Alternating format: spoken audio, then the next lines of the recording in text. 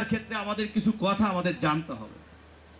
শিক্ষা কি জিনিস সেটা সর্বপ্রথম যিনি বলেছেন, যদি বলে যাই তাহলে আমরা চলে যাই একটা সবচেয়ে সুন্দর আছে শিক্ষা প্রফেসর সাহেব আছেন, যিনি বলেছেন বার্ট্রান্ড রাসেল, শিক্ষার মৌলিক কথা বলেছেন, education is the harmonious development of the body, soul and mind. শিক্ষার মূল উদ্দেশ্য যে হারমোনিয়াস ডেভেলপমেন্ট, সমান্তরাল উন্নয়ন হতে হবে। শুধুমাত্র কিসের? একটা harmonious development of body, soul and mind.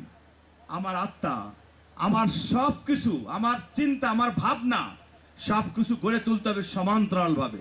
শুধু লেখাপড়া করলাম আর সমাজে যা ইচ্ছে তাই করবো এটা নয়, আমাদের প্রতিটি জিনিস আত্মাকেও গড়ে তুলতে হবে, আমাদের মস্তিষ্ককে কাজে লাগাতে হবে।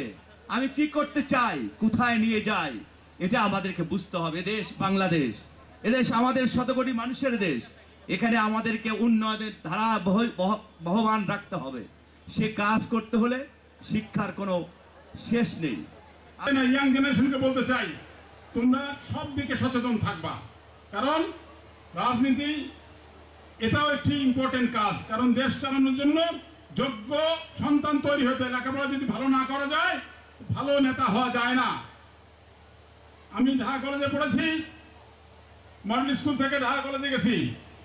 তখন ঢাকা কলেজে জিএস কিংবা ভিপি নমিনেশন পেতে হলে দেখতো যে কি স্ট্যান্ড করেছে কিংবা কমপক্ষে স্টার মার্ক পাইছে, সে নমিনেশন পেত না। আজকে হয়তো চেঞ্জ হয়ে গেছে সে পরিবেশ, কিন্তু আমি বলতে চাই আজকে যদি এই যে যারা আমাদের মঞ্চে বসে আছে যদি মেধাবী ছাত্র না হতেন তাহলে কিন্তু আজকে এই জায়গায় আমরা আসতে পারতাম না। তাই আমি তোমাদেরকে বলতে চাই যে স্কুল হোক, কলেজ আর হোক, কিন্তু লেখাপড়া ভালো করতে হবে। একসময় এমএসকেন ডিগ্রি কলেজ গোপালগঞ্জের জেলার মধ্যে সবচেয়ে বেস্ট রেজাল্ট হতো। তাই আমি বলি এই অর্থ কোনো ইম্পর্টেন্ট ব্যাপার না। অনেক সময় অনেকের অর্থ আছে, অনেকের অর্থ থাকে, কিন্তু তারা দেশের জন্য কিছু করার সুযোগ পায় না। কিন্তু আমার মুরব্বীদের দোয়া ছিল, তাই আমি আপনাদের এলাকার জন্য কিছু কাজ করার সুযোগ পেয়েছিলাম।